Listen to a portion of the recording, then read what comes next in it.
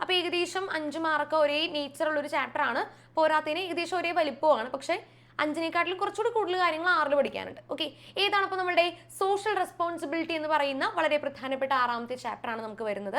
Page number 90 ടെക്സ്റ്റിൽ page number 90 ഇത് കിടക്കുന്നത് കേട്ടോ. നോക്കാം നമുക്ക് എന്നാ. അപ്പോൾ ഏറ്റവും ആദ്യം സോഷ്യൽ റെസ്പോൺസിബിലിറ്റി പഠിക്കുന്ന ഒരാൾ അറിഞ്ഞിരിക്കേണ്ടത് ഇതിന്റെ ഡെഫിനിഷൻ ആണ് എന്തായാലും അറിഞ്ഞിരിക്കേണ്ടത്. അപ്പോൾ പേജ് നമ്പർ 90 കണ്ടോടാ, ഇറ്റാലിക്സിൽ കൊടുത്തിരിക്കുന്ന ഏറ്റവും ആദ്യത്തെ ആ ഒരു സെന്റൻസ് അതാണ് അതിന്റെ ഡെഫിനിഷൻ ആയിട്ട് പഠിക്കേണ്ടത് കേട്ടോ. സോഷ്യൽ റെസ്പോൺസിബിലിറ്റി എന്ന് പറയുമ്പോൾ ഒരു ഫേം കണ്ടറിഞ്ഞ് ചെയ്യേണ്ട കുറച്ച് ഉത്തരവാദിത്തങ്ങളെ പറ്റിയാണ് നമുക്ക് ഇവിടെ പഠിക്കാനായിട്ടുള്ളത്. ഓക്കെ, കൂടാതെ നമ്മുടെ ചാപ്റ്ററിന്റെ പേര് കൂടി ലാസ്റ്റ് എന്താണ്, ബിസിനസ് എത്തിക്സ് കൂടി നമുക്ക് ഇതിന്റെ അവസാനം പഠിക്കാനായിട്ടുണ്ട്. റെസ്പോൺസിബിലിറ്റി മാത്രമല്ല, എത്തിക്സിനെ പറ്റി നമുക്ക് ഇവിടെ പഠിക്കാനായിട്ടുണ്ട്. ഓക്കെ, ശരി. അപ്പോൾ റെസ്പോൺസിബിലിറ്റിയുടെ ഡെഫിനിഷൻ ആണ് ആദ്യം പഠിക്കേണ്ടത്. നോട്ട് ചെയ്ത് വെച്ചോളൂ. ഏറ്റവും ആദ്യം ഡെഫിനിഷൻ ആണ് നമുക്കിവിടെ പഠിക്കേണ്ടത്. ഓക്കെ ആണല്ലോ? യെസ്. ഇനി അതിനുശേഷം നമുക്ക് എന്തിലേക്ക് കിടക്കണം, ആർഗ്യുമെന്റ്സ് ഇൻ ഫേവർ. അതായത് സോഷ്യൽ റെസ്പോൺസിബിലിറ്റി വേണം എന്ന് അവകാശപ്പെടുന്ന കുറച്ച് ആൾക്കാരുണ്ട്.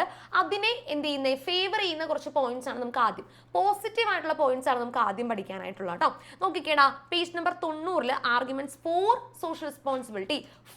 അതായത് ഫേവർ ചെയ്യുന്നത്, നമ്മൾ ഫോർ ആൻഡ് അഗെയിൻസ്റ്റ് ഡിബേറ്റ് എടുത്തൂലേ, അതേപോലെയാണ്. അതിനെ അനുകൂലിക്കുന്നവരും അതിനെ പ്രതികൂലിക്കുന്നവരും ഉണ്ടാകും. അപ്പൊ ഏറ്റവും ആദ്യം ഫേവർ ചെയ്യുന്ന പോയിന്റ്സ് ആണ്, പോസിറ്റീവ് പോയിന്റ്സ് ആണ്, അത് വേണം എന്ന് പറയുന്ന പോയിന്റ്സ് ആണ് നമുക്ക് ഏറ്റവും ആദ്യം വേണ്ടത്. അതിനകത്ത് 6 പോയിന്റ്സ് ആണ്, 7 പോയിന്റ്സ് ആണ് നമ്മൾ ടെക്സ്റ്റിൽ കിടക്കുന്നത്. അതിനകത്ത് ഒരു 4 പഠിക്കണം. ഓക്കെ, 4 പഠിക്കണം. അതാണ് ഏറ്റവും ആദ്യം ഇന്ന് പഠിക്കുന്നത് കേട്ടോ. Okay, arguments in favour of social responsibility, അതിനകത്ത് 4 പോയിന്റ് പഠിക്കണം. ക്ലിയർ അല്ലേ? 4 പഠിക്കേണ്ട കേട്ടോ. നോട്ട് ചെയ്ത് വെച്ചോ. ക്ലിയർ? ഇനി അതിനുശേഷം നമുക്ക് എന്ത് വരും, ഫേവറബിൾ ആയിട്ടുള്ള പോയിന്റ് പറഞ്ഞു കഴിഞ്ഞാൽ പിന്നെ എന്താണ്, എഗൈൻസ്റ്റ് ആയിട്ടുള്ള പോയിന്റ് ആണ് നമുക്ക് ഇനി അടുത്ത് പഠിക്കാനുള്ളത്. സോഷ്യൽ റെസ്പോൺസിബിലിറ്റി ഒന്നും ആവശ്യമില്ല, അത് വെറുതെ അധിക ചെലവാണ് എന്ന് അതിനെ പ്രതികൂലിക്കുന്ന ആൾക്കാരാണ് ഇനി അടുത്ത പോയിന്റ്സുമായിട്ട് വരുന്നത്.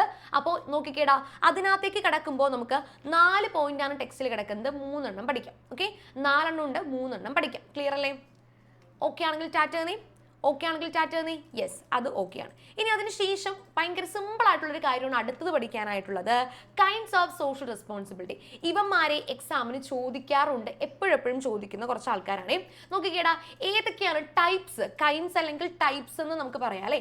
ടൈപ്സ് എന്നും കൈൻഡ്സ് എന്നും സോഷ്യൽ റെസ്പോൺസിബിലിറ്റിയുടെ പല വിധങ്ങളാണ് നമുക്ക് പഠിക്കാനായിട്ടുള്ളത്.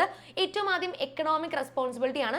അതിൻ്റെ അടിയിലേക്ക് വരുമ്പോൾ അതിൻ്റെ എക്സാമ്പിൾ കൂടി ടെക്സ്റ്റിൽ ഉണ്ടാവും, എക്സാമ്പിൾ കൂടി ഒന്ന് നോക്കണം. ഓക്കെ, ഏറ്റവും ആദ്യം എക്കണോമിക്, അതിനുശേഷം ലീഗലാണ് കിടക്കുന്നത്.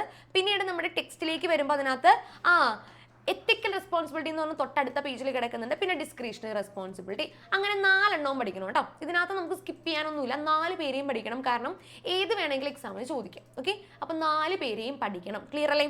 4 പേരെയും പഠിക്കണം. ഓക്കെ ആണല്ലോ അല്ലേ? ഇനി അടുത്തതാണ് social responsibility towards different interest group. 5 ആൾക്കാരെയാണ് നമുക്ക് ഇതിനകത്ത് മെയിൻ ആയിട്ട് പഠിക്കാനുള്ളത്. ഇതിനകത്ത് നമുക്ക് ഓരോന്നായിട്ട് ആദ്യം പഠിക്കാം. അപ്പോൾ ആ ഒരു കാര്യം ഞാൻ ഒന്ന് പറഞ്ഞു വെച്ചേക്കട്ടെ. ഇതിനകത്ത് ഏറ്റവും ആദ്യം ഷെയർ ഹോൾഡേഴ്സ് ആൻഡ് ഓണേഴ്സ് ഉണ്ട്, പിന്നെ വർക്കേഴ്സ് ഉണ്ട്, ഗവൺമെന്റ് ഉണ്ട്, എംപ്ലോയീസ് ഉണ്ട്, അതേപോലെ തന്നെ സൊസൈറ്റി ഉണ്ട്. 5 ഗ്രൂപ്പാണ് നമുക്ക് പഠിക്കാനുള്ളത്. 5 പേരിലെയും ഓരോ പോയിന്റ്സ് വ്യത്യാസമുണ്ട്. അപ്പം ഞാൻ ആ ടൈമിൽ പറഞ്ഞോളാം, ഇത്ര പോയിന്റ് ഞാൻ ആ ഒരു ടൈമിൽ പറയാം. ഓക്കെ ആണല്ലോ? ക്ലിയർ അല്ലേ പറഞ്ഞ കാര്യം? Yes. Amin, Safana and Aslam video on ആക്കാം കേട്ടോ. എന്താണ് വീഡിയോ ഓഫ് ചെയ്തിരിക്കുന്നത്? അതേ ഇന്നും തണുപ്പാണോ? പോതച്ചിരിപ്പുണ്ടല്ലോ. ലൈഫ് തന്നെ. ഓക്കെ, അപ്പോൾ എല്ലാവരും ഒന്ന് എഴുന്നേറ്റിരിക്കാവോ? എല്ലാവരും ഒന്ന് എഴുന്നേറ്റ് നിന്ന് ഒരു വാമപ്പ് എടുത്തിട്ട് നമുക്ക് പഠിച്ചു തുടങ്ങാം. എല്ലാവരും ഒന്ന് എഴുന്നേറ്റേ, ഒന്ന് എഴുന്നേക്കാം. ജസ്റ്റ് ഒരു വാമപ്പ് എടുത്തിട്ട് ഒന്ന് കൈയും കാലൊക്കെ ഒന്ന് മുന്നോട്ടേക്കും ബാക്കിലോട്ടൊക്കെ ഒന്ന് സ്ട്രെച്ച് ചെയ്യാം.